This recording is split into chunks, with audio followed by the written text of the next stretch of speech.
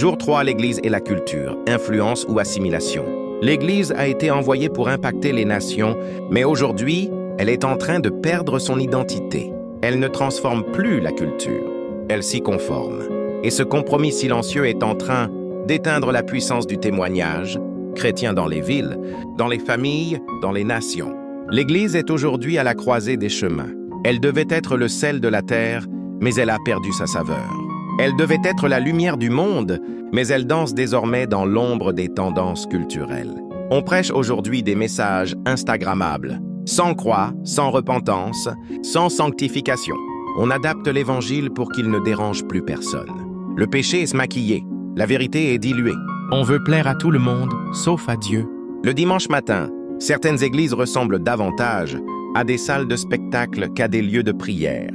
La musique est forte, mais la présence de Dieu est absente. L'onction a été remplacée par la mise en scène. L'adoration véritable a été remplacée par le divertissement. Et le Saint-Esprit, il est relégué au second plan. Mais écoute cette parole puissante de l'apôtre Paul. Ne vous conformez pas au siècle présent, mais soyez transformés par le renouvellement de l'intelligence, afin que vous discerniez quelle est la volonté de Dieu, ce qui est bon, agréable et parfait. Épître aux Romains, chapitre 12, verset 2. L'Église n'est pas appelée à singer le monde. Elle est appelée à le défier par la vérité. Daniel n'a pas mangé à la table du roi. Il a gardé son identité. Esther n'a pas cédé à la peur. Elle a pris position. Joseph n'a pas couché avec la femme de Potiphar. Il a gardé la crainte de Dieu. Et toi, Église du Christ, où est passée ta différence? Vous êtes le sel de la terre. Mais si le sel perd sa saveur, avec quoi la lui rendra-t-on?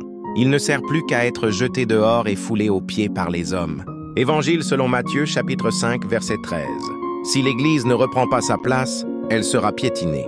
Pas parce que le monde est fort, mais parce qu'elle s'est rendue faible. Pas parce que le diable a gagné, mais parce que les sentinelles se sont endormies. Mon peuple est détruit parce qu'il lui manque la connaissance. Livre d'Osée, chapitre 4, verset 6. Nous avons oublié notre mandat. Nous avons baissé les bras. Mais Dieu te dit aujourd'hui, reviens à moi, reprends ta distinction. Sois un exemple, non un reflet du monde. Voici une déclaration finale pour toi. Tu es né de nouveau pour influencer, pas pour imiter. Tu es une lampe allumée, un témoin du ciel, lève-toi. Brise les chaînes du compromis. Dénonce avec amour, mais sans peur. Que ton Église redevienne un lieu de feu et de vérité.